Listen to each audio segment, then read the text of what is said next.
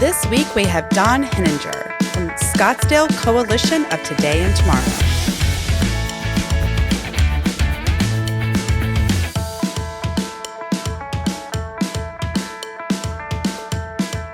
Welcome to the Scottsdale Vibes Podcast. I am sitting here with Sean Shackleton, our favorite Scottsdale realtor, going to tell us all about the market. Every time you're here with us, hey, it's crazy, Sean. I feel like it's the same way I start off. Broken record. It is a broken record, but things are changing. They are? They're working in the right direction. Kind of. We're going up a little hill. We got some bumps. Yeah. Got some speed bumps? There's some bumps. There's some bumps and some volatility, which buyers and sellers don't like. But we're hoping that it's going in the right direction. Most people believe that it's going in the right direction. What's going on in Scottsdale? We were talking right before we started recording. We have more on the market. Correct. It's sitting there longer. We were kind of talking about how that's due to interest rates. So tell me what you're seeing and what you're feeling right now. So the market as a whole is normal, right? We're seeing our normal seasonal slowdown in the fourth quarter. And a lot of people want to blame it on the interest rates and blame it on a lot of things. And I'm not going to say that it's not partially the interest rates. It is. Mm-hmm. But it's also very normal to see this slowdown in the fourth quarter. Okay. However, again, the interest rates, they did come down last Friday, which is good. So we've come down under 7, unless it's changed today, which it could have. It could have. I'm not a mortgage person, so I don't check it every minute. But there's some stagnation in our market. Buyers want to buy. The interest rates are high. The homes that are on the market aren't the ones that they want. There's a lot of homes on the market that need work, that the sellers still want a lot of money for, that the buyers are saying, I'm not willing to pay that. So I feel like there's a lot of push-pull between buyers and sellers right now. Again, I think I said this already, but the fourth quarter is always the best time to buy if you're a buyer. And I know a lot of people are like, you just sell real estate and you just want... Why is that? Because it's a normal seasonal slowdown. But think about it. Everybody's, at the holidays, they've got Thanksgiving and you've got Hanukkah and you've got Christmas and you've got the New Year and you've got all the things. Mm-hmm. And people stop focusing on real estate. But those people that have their homes on the market, when they get a buyer during that time, they're like, oh my gosh, I just want to get this done. I just want to get it off the market. I want to get it off my plate by the New Year. Mm-hmm. And then they feel like they're starting fresh in the New Year. So, even last year, when our market was going crazy, I had clients that we had lost out on multiple homes in a multiple offer situation. I got them under contract in December. We were able to negotiate on the price, negotiate on repairs, negotiate on a few other things that we were not able to do until December of last year. And then in January, everything blew up. Okay. It just blew up. We got really, really lucky. What are you seeing with expansion and growth here in Scottsdale with the market? Well, Scottsdale's unique in that we're really long and skinny. We're 32 miles long, 32 miles long, and about 11 miles wide at our widest point. Mm-hmm. We don't have a lot of land.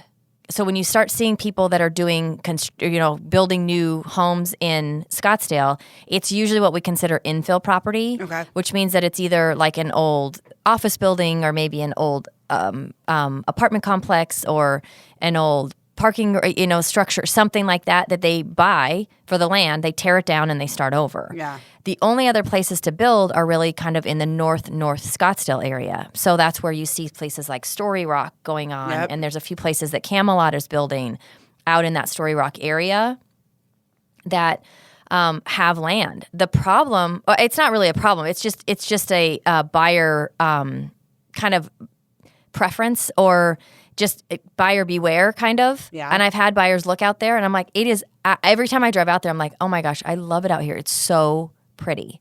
I love all the mountains. I love seeing the backside of the McDowells and you can see Tom's Thumb and into, Four Peaks, the whole thing.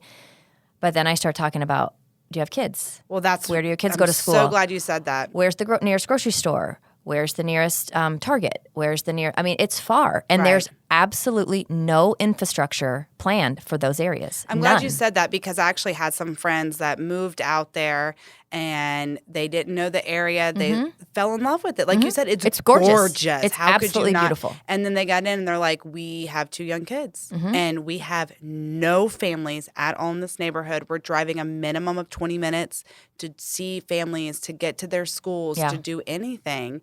And it's not buyer's remorse because they love it out there, but at the same time, it's a lot more on their plate to do anything. Right. now. Well, and it's funny because when I started, so I worked for DMB for 10 years, and so when I started selling Silverleaf back in 2001, what we realized is that people that were living up in Desert Mountain started to come into Silverleaf because if they had kids, if they had lived there and their primary residence was Desert Mountain, they wanted Desert Mountain because the land was bigger, the houses, were a little bit bigger, and the lot sizes were bigger, but they wanted to be in closer. Well, they just wanted to be in closer because they were driving on Pima.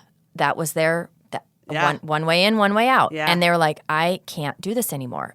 All my friends or my kids' friends that live, that they go to school with, they all live, 30 minutes away, and so we saw kind of this migration down from the north down into the Scottsdale area because of that. And I think that back to your question, like where do you have to build in Scottsdale? Unfortunately, the only places we have to build in Scottsdale, unless it's an infill property and you're not really going to get homes maybe that some people are looking for, is going to be out in way North Scottsdale. Yeah. You've like the Story Rock and the Skyview and, the Camelot's building. There's another little section that Camelot's building right now, right on Legacy in DC Ranch. They've just started moving dirt right there. I saw that. Mm-hmm. So that, Bronco's almost done. Whitehorse was done. And then you've got some land that some builders are trying to build that are kind of there's a little section in Scottsdale people don't know about. It's like a little unincorporated area. So you can find some new construction in there potentially. But you just there's just not a lot of places in Scottsdale to build. But the amount of houses going on the market's increasing. It is increasing. Right now. So the inventory is actually not increasing right now, which is normal for a seasonal slowdown. Right. So we have more houses on the market than we did now. But it's not, our inventory is not going up right now, but that's normal for the end of the year. Okay. So the number of contracts that we have going under contract right now, and the number of homes we have going under contract right now has been lower, but because of Friday's interest rate dip, we have seen a little bit more of contract activity, which is good.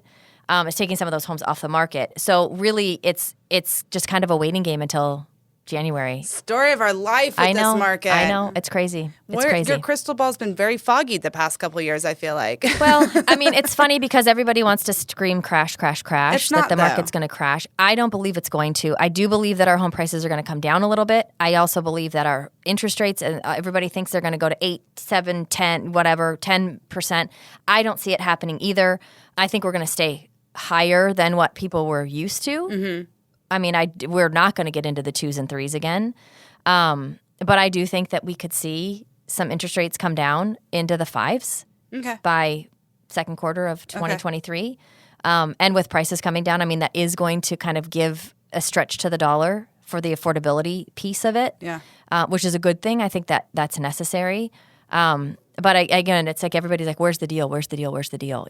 And I'll tell you, the deals are finding those iBuyers that have these houses. Oh. I just did a video on my YouTube channel the other day about that, and it's just some of the open door. Some of these houses are selling for $100,000 less than what was originally listed for. Because they have to get rid of them. They're vacant homes just sitting there. Okay. And they need to get rid of them. A lot of those need renovations. A lot of them. Yeah, a lot of them. They're not new homes. They're not, the pretty, remodeled home. It's not that. It's not that. If you're looking for that, that's kind of the shock, I think, for people right now. If you're looking for that, there's still some competition out there. Well, I think that's what I have a friend that's casually looking right now, and she has her budget's up there, and she was like, but up there I'm still looking at $100,000 worth of renovations sometimes. Right. And she's like, the ones that don't are like way above my budget because they're few and far between almost. Yeah. It's like perfectly put together houses right now. I have a client that had been looking and looking and looking. We were looking forever. We were probably looking for a good 6 months, and they were looking for something, they were looking for something nice. They wanted to be, kind of where we are, and we really were struggling, and they were renting a place, and their rental was kind of coming up. And I thought, I knew a neighbor that was probably going to be ready to sell his house soon. Mm-hmm. And so I went to him and I just said, if it's a no, it's a no, but I just have to throw it out there. I've got somebody that I think might like your house, but you tell me. And he was like, let's just give it a shot. and I showed it to them and they bought it. Oh, yes. So, I mean, and that's the kind of stuff sometimes that you just have to know about. But this is why having a realtor on your side is so important, Well, Sean. and I mean, again, everybody kind of wants to, some people want to just go, that we don't need you. And yes, you do. In this market, it's just crazy. It goes but like that. I wouldn't have known that house was going to come up. No. It's off the market stuff. It's knowing it has a person looking for you, exactly what you want, has the connections, and has the ability to go in there and help you. That's something I don't have. Yeah. The other thing that I would say right now that's really important in this market, if you're making an offer and you're kind of wanting to get a deal, try to do, work the deal as best you can. It's timing. And timing is one of those things that you just learn. Okay. There's an instinctive thing when I'm talking to an agent and I get that hint of, oof, okay, it's striking time, and now's the time to go in and let's throw in an offer and let's see what happens. Like you just have to have that. And just looking online and looking at an algorithm isn't telling you that. Yeah. I mean, YouTube lost $881 million by their algorithm. So yeah. Algorithms do not always work. No, they don't. Yeah. But you always work for us. You are a hard worker for us. I appreciate you coming in and telling us what's going on every month, Sean. Go find her, SeanShackleton.com. You can find her on YouTube. Her channel is great. It gives off so much information. Thank you for always sharing and of course. Always educating us. And most importantly, for you staying on top of it so I don't have to do the work. Right. My pleasure. My job. Stay tuned. We'll be right back.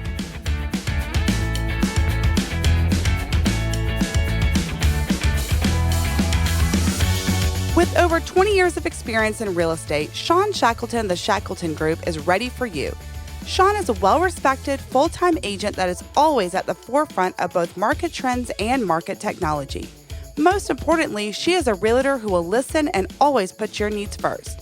It's no wonder Sean is named as one of America's top 100 real estate agents. So whether you're buying or selling or need a good neighbor, call Sean of the Shackleton Group at 480-734-7277 or find them on the web at theshackletongroup.com.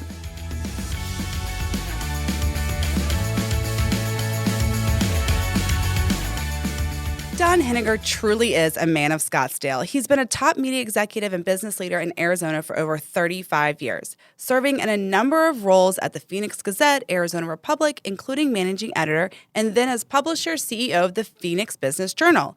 He is currently co-chair of the Arizona Democracy Resilience Network, a cross-partisan effort initiated by the Carter Center in Atlanta, Georgia, my hometown, in support of free, fair, and secure elections.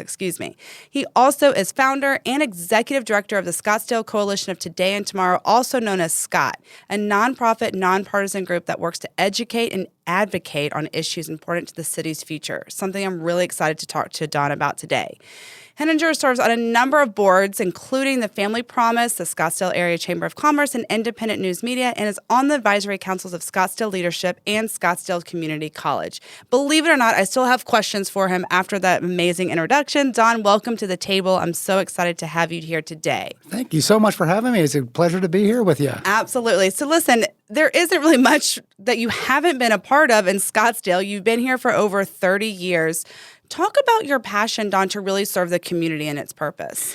Well, that probably goes back to my journalism roots, because when you get into journalism, I've been in the newspaper business for 35 years, came out as a reporter way back when, and then was an editor and a publisher and all that. But as a journalist, your whole passion is for doing things that make the community better. You educate them, empower them to be good citizens in their communities. And so that sort of was in my bloodstream from day one. And so a few years ago, 6 or 7 years ago, I decided to leave the newspaper business, and while I still had some runway left, and try some other things.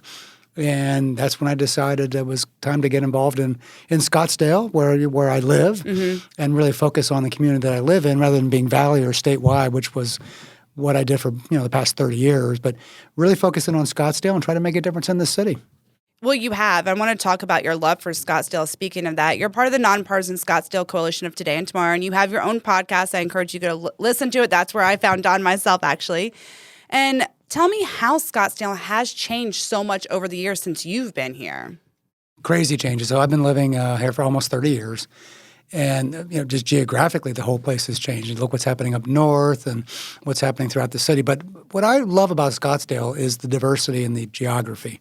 Scottsdale is probably one of the few cities that can say they've got an urban core and then sort of a suburban middle and then some of the most pristine desert land in all of the Southwest that will be saved forever in perpetuity through our Mountain Preserve initiative out there. So Thank when you you put for that. Yep. you put those three blends together, and it's just an amazing city. What drives me nuts sometimes is some people want the city to be all urban or non-urban or all preserve or no preserve, but we've got the blend. We've got all three. And if we learn how to come together and celebrate the fact that we've got that diversity in our geography, what an amazing place. Talk about how Scott is working to keep that diversity in Scottsdale how it is. So our whole focus, two things, is to educate and advocate on issues that are important to the city. But we do it with one core belief, and that's to be a positive voice for the city. There's so many negative voices. That's true in any walk of life now or any community. But a lot of negative voices out there. And when you look at Scottsdale, what is there to be negative about? I'm with you. And Seriously. Survey after survey say that 90%, close to 90% of the people who live in Scottsdale love it here. Yeah.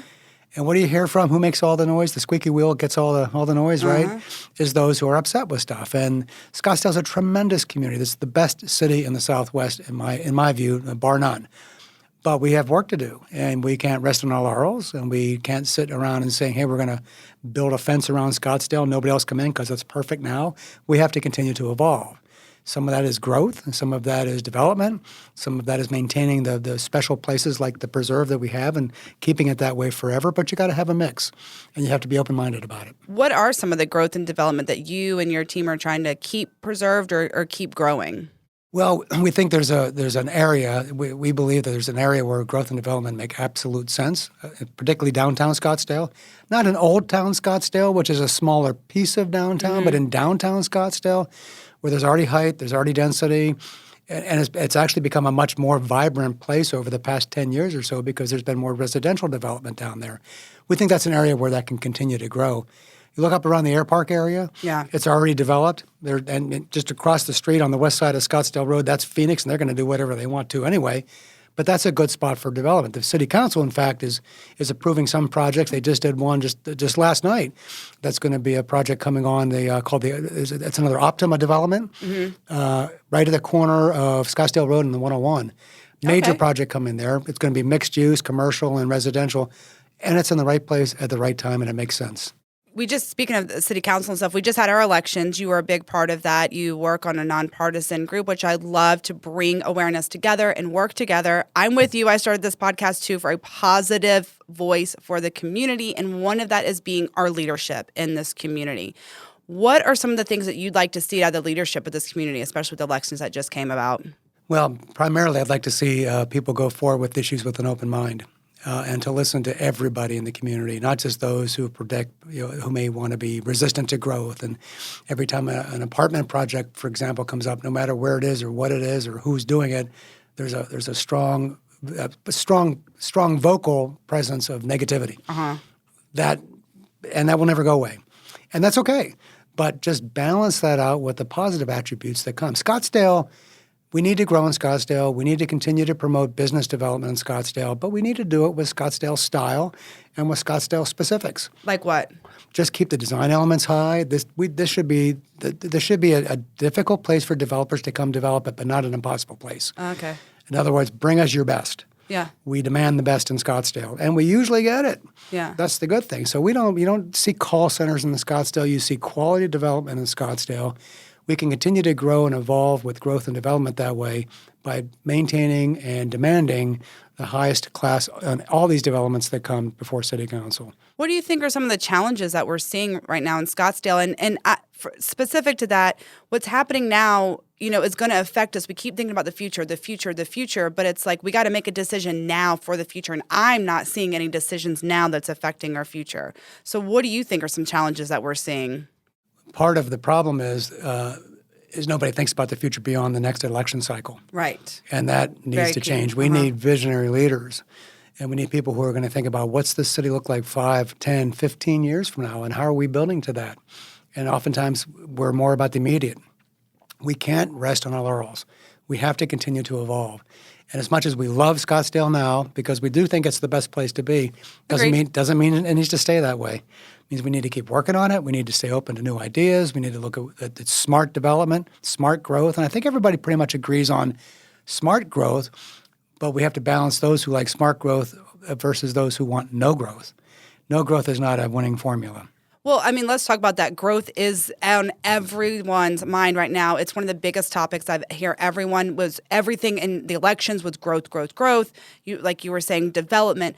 What can Scottsdale do to continue to grow? Because we are seeing an influx of businesses move here to the area in the valley. We are seeing an influx of people moving here. So how can Scottsdale continue to grow and keep that same greatness that we love and live here for? So you're absolutely correct about people growing in the valley and in the state, businesses and population. But what people don't realize, the population in Scottsdale right now is flat. It's not growing, and it hasn't been growing for the past couple of years. And that's a danger sign. And one of the reasons it's not growing because there's no housing available, and particularly affordable housing. Yeah. And so if we don't do something about affordable housing and housing supply is an issue all across the state. It's actually an issue all across the country. It is. And we have to recognize that. But what are you going to do about it? Well, that means you got to start looking at what you can build and the spaces that are available. And we really have to do something about affordable housing in Scottsdale. When teachers, firefighters, police officers can't afford to live in the city, then you're challenged to maintain a good quality workforce on all of those levels. It was one of the questions I asked all the candidates, city council candidates, when they were on here, is like that specifically, like how are we supposed to keep our teachers and our, first responders here? Because them having to commute 45 minutes each way to afford where they can teach just to be in a great school district, I mean, that's terrible. What did they say? Well, you can listen to a past episode. Here's the problem: when you're on the campaign trail, you say what you think needs to be said to get elected. They said, "Save more money," is what they said. And that that's a campaign slogan. Right, it is. Yeah. Is that a course of action? Is that a strategy? I don't think so. Right. Case in point, we have probably amongst the finest fire department and police department in all of Arizona. We had a block watch. I live in McCormick Ranch. We had a block watch deal there just a week ago, and a couple of guys from the fire department came out to visit with us. And we're talking to them and getting to know them. And then we said, well, where do you all live? Buckeye, Gilbert, Chandler. Yeah. Really? Nobody lived in Scottsdale. And then we didn't ask them why or dig into it, but that's very typical of what we see here. All these critical workers that we need, nurses, firefighters, police officers, they basically can't afford to live here. Yeah. And we need to start making some opportunities available for them. But even some of the residents here, I mean, especially with everything that's happened in the housing market, over the past few years and stuff, or even renters, that could afford to live here and stuff like that. And then the new laws that are passing that city council, you can only do long-term rentals and getting out the temporary people. I mean, I know that when I moved here, I was one of those temporary renters in those houses in order to find a house somewhere, right? So I didn't have to stay in a hotel for a week or two. I rented a house for a couple weeks to find a permanent house to live. That's not going to be available very soon. No, it's not. And that just kind of for someone who's been in that position, it's just not comforting to see. What worries me also is we're not a family-friendly destination for housing. Yeah. So how does that domino? Well, the domino is if you don't have kids, then all of a sudden you're not filling up chairs in schools. Mm-hmm. If you're not filling up chairs in schools, then all of a sudden schools aren't getting enough funding because they get funding per student. Right. So what do you do long-term down the road? Families can't afford to live here. The population and our demographic population is getting older in Scottsdale, probably at an alarming pace. What do you do 5 or 10 years from now when all of a sudden, where do all the kids go? Yeah. And what does that do to the schools? And what happens to the rest of the city that way? This is just, these are not good long-term signs. The good news is we can do something about it. And now's the time. What do you want to do? What do you want to see? I want to see some more housing opportunities. I want to see some infill space. There's infill space around the city where we could build more affordable apartments and more affordable housing for people. There are people with ideas out there that can come before council, but we have to break through the reputation that affordable housing means your city is going downhill, and that's not what it means. Not if you do it the right way. Well, not only that, but some of these apartments are just as much or if not more than renting a house. So it's not. It's high-end apartment living. The apartments we're building in here are still not all that affordable for everybody now. Right. The good news is that most of the developers that are building major projects now are looking for ways to at least provide some affordable housing in their projects. With more people, though, water. That's a huge topic right now.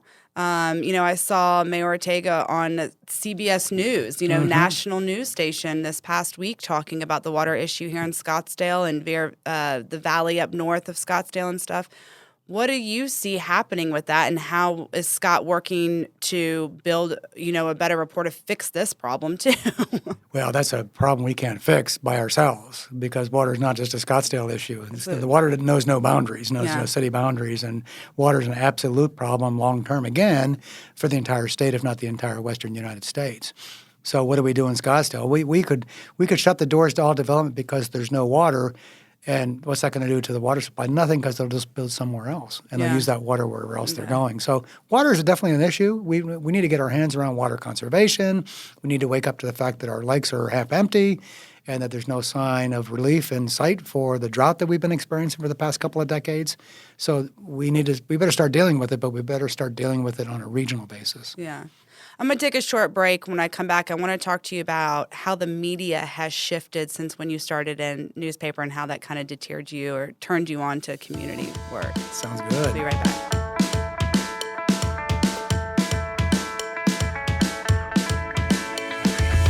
Are you like me and love a good fried chicken sandwich? Maybe a grilled chicken salad of some sort. How about those hot and fresh fries, all washed down with some fresh squeezed tea or a milkshake?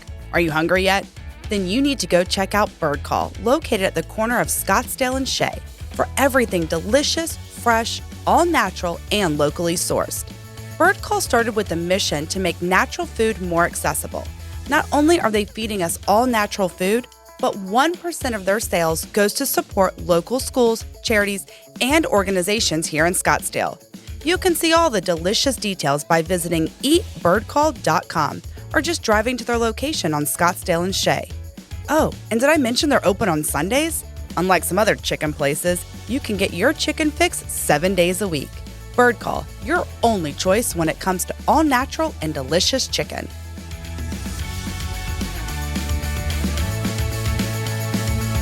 Don, we talked about how you really started off as a journalist. I myself, that's my background, was television. I actually got into being a journalist because I wanted to be the first to know things and educate people about what was going on. And it really started with, I was so tired of gossip and rumors and bad news because that's all we hear. So tell me about your time in the media, how you've seen it shift over the years, and how did that take you into really just focusing on your community where you live to start? So I like to tell people I'm going to age myself here a little bit, but my first reporting job way back in the day was on a manual typewriter. It wasn't even an electric typewriter. It was a manual typewriter. Wow. The first newspaper I went to work for, they said, "You've got a really cool beat to start your career." And I said, "What's that?" And they go, "It's a life and death beat." Oh, my God. That is really cool. Are you doing the cool. obituaries or something? So what that meant was in the morning, I would do the birth announcements from the hospitals. Oh, my gosh. And in the evening, I would do the obituaries from the mortuaries. Oh, my gosh. I had life and death, typing up obits and birth announcements. Talk about an emotional roller coaster. It's like, wow, thanks for that important beat. I'm sure I'm up for handling it, and just basically transcribing stuff. And then this is back in Pennsylvania, a couple of newspapers that I worked for back there. Came to Arizona and actually spent my first year in Yuma at the Yuma Daily Sun as the news editor down there, and had a great time in Yuma, then moved to Phoenix. And I've been blessed with a career that's just been remarkably special. Mm-hmm. I was the city editor of the Phoenix Gazette back when we had a governor by the name of Evan Meekum.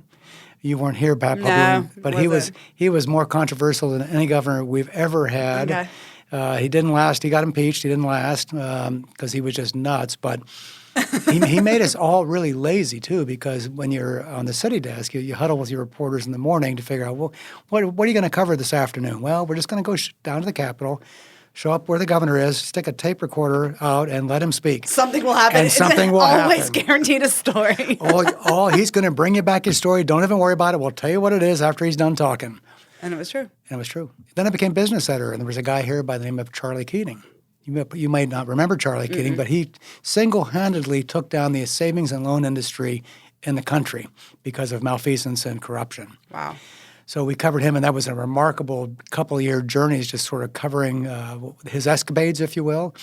There were three entities covering the Keating Empire, the fall of the Keating Empire at the time. It was the Phoenix Gazette, the Arizona Republic, and the FBI. Wow. And we would meet every day saying, okay, boy, what do we got on him now? Because for lack of a better word, he was a crook.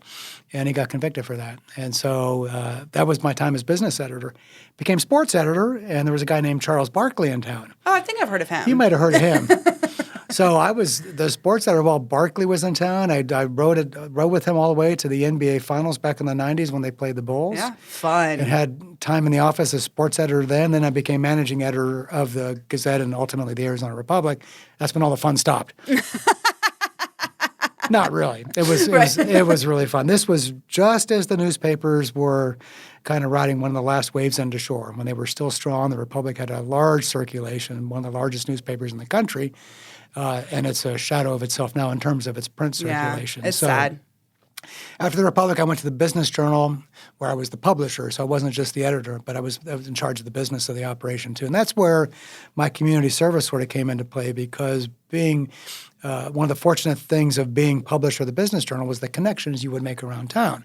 So I was involved in all major community organizations. I was on more boards than I can remember to count, and I got connected in a really major way. And that really was the platform that I used when I decided it was time to leave and go try some stuff on my own. I had a solid network and a solid platform of contacts that I could use to branch off and be active with. And that's how I got started in Scottsdale. Well, let's talk about that business aspect a little bit. Small businesses are a huge, huge part of a success of, a community. And Scottsdale is known for having an incredibly large amount of small businesses. How does that help with the growth here in town? Actually, the entire market, all of Arizona is a small business market. There are big companies there, obviously, but Right. the vast majority of business owners are small business owners. Yeah. And that's the lifeblood, that's the bread and butter of our business world. And the good news is when a small business finds a niche and can be successful, then it's great to see them grow, but it's also challenging. Yeah. And it's been particularly challenging, depending on kind of what line of work you're in over the past few years. And now the big challenge for most everybody in business, particularly small business, is finding good workers and keeping good workers. Yeah. Because the employment market has gotten so competitive. So that's probably the biggest threat towards small business success right now, is just finding good workers and hanging on to them. You mentioned how, really is a state of Arizona that thrives on small businesses. I had a friend visit, and he was like, what is Scottsdale and Arizona known for? And I had to sit there, and I was like, is this a trick question? And I was like, because it never dawned on me. I was like, we're a little bit of everything here. Like tourism, especially here for Scottsdale, but we are a little bit of everything. We're not known for tech or, medical or anything like that. But that goes back to what you said at the beginning, Dawn, is we are a huge ethnic background of everything here and a hodgepodge, a melting pot, which I love. And I think that's what I love thriving off of, because everyone I've met, and I've said this plenty of times before, really is a community. We are here to help each other succeed and grow. And I'm not here with a lot of competitiveness. Right. And I think that says a lot about Scottsdale and the community that we live in. We've got great people in Scottsdale. We've got great leaders in Scottsdale. And I look at some of the institutions that are here, Experience Scottsdale, that drives our tourism. Oh, yeah, I love them. Charros, that drive our heritage and do such good work for our nonprofits. Scottsdale Leadership, which develops great leaders for our community that then get a chance to not only be successful in their own business worlds, but also start getting involved in the city's boards and commissions and ultimately city council kind of stuff. We've just got great institutions with great people here, and that's what makes it go. Chamber too, absolutely. Yeah. It is one of the most active chambers I've seen. In fact, I know other people that were part of some other Valley chambers, and they actually said Scottsdale is one of the most active chambers in the Valley. When I was published the Business Journal, we did business and connections with all the chambers and basically in all of the Valley. There were probably still are about 35 chambers that we were actually involved with, members with back in the day. That's how many chambers there are here. Wow. And Scottsdale is definitely one of the best. Yeah, I love it. Yeah. Well, we know that Scottsdale is the best. That's why we live here. That's right. What is your favorite Scottsdale vibe? My favorite Scottsdale vibes, I love the restaurant scene here. Yeah. If you're a foodie, and I don't classify myself as a foodie, I just eat a lot. Right? I enjoy it a lot. Yeah. The seafood diet, you seafood and eat it, that line, I love it. That's it. But what a restaurant scene we have here, and I love the individual chefs who have, and there's a handful of them that have created, some are in Scottsdale, some are right outside of Scottsdale, that have created a business, they're the restaurant business that's lasted for years, and they just have loyal followings, and they continue to refresh themselves and do great work. But it's hard to, this is a very underrated foodie environment, I think. I'm with you. And it's so big, though, that I'm not really one to necessarily repeat a lot because there's every time there's a new one coming out, and it's I'm ready to go try. I'm ready to go try. Right. Well, so in McCormick Ranch, if I draw a 2 or 3 mile radius around my house, McCormick Ranch, I'll never want for anything. That's true. I mean, the variety's It's hard there. not to get out of our bubble sometimes. I know. Yeah, exactly. What I find is I don't go downtown Phoenix as much anymore. When I used, for 30 years I worked downtown, so I was, fully immersed in all of the activities down there. But now I don't need to. Yeah. It's all right here in Scottsdale. It's so true. Yeah. It's so true. Well, Don, thank you so much for, number one, just being a positive person in our community. I think that just sets an example, and people will unconsciously start following that lead, and I appreciate that. And he has his own podcast, Scottsdale Today and Tomorrow. It comes out weekly. What day does it drop? Tuesday. Every Tuesday. So you can listen to us on Monday, and you can listen to Don on Tuesday. Perfect. No, like we said, not competitive. Thank you again for joining us at the table. When I come back, I'll have some calendar of events. Stay tuned. Thank you.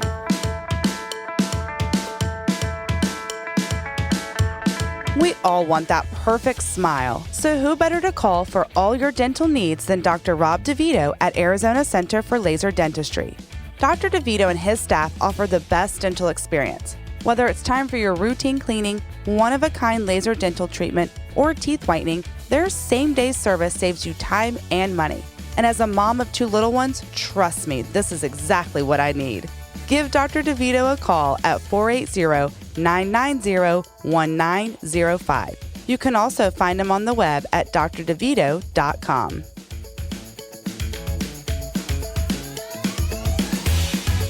We've heard commercials for those other insurance agents, but when it comes to someone who knows Scottsdale and the insurance business, there's only one person you can trust with your stuff, and that's Jeremy Mueller of State Farm Insurance.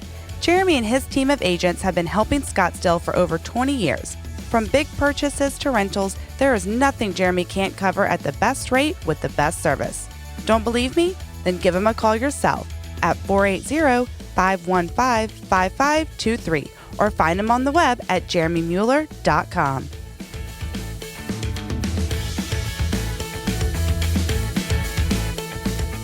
I hope everyone had a wonderful Thanksgiving. I know I am still stuffed like a turkey. It was fantastic. It was delicious. My family and I went to the Princess to enjoy their Christmas show. Go out and do it. It is such a fun night. They do a phenomenal job like every year. So, of course, you're going to be over the top excited with a night full of Christmas. And don't forget to check the Scottsdale event. There are plenty of events going on.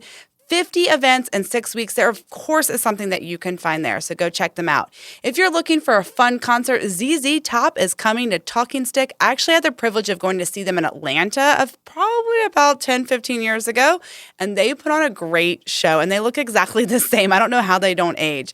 Tickets are still on sale. They're Friday, December 2nd at 8 p.m. Click the link in the description of this podcast episode, and it'll take you right to Ticketmaster. And if you and your family want to get pictures with Santa or Santa's helper, as we like to say in our family, go online. Fashion Square is reserving times now through Christmas Eve. Again, the link is in the description of this podcast episode. Put on your smile or your crazy crying face for all those little babies out there and go tell Santa what you would like for this Christmas. Have a wonderful week, Scottsdale. Keep vibing, and I'll see you around town.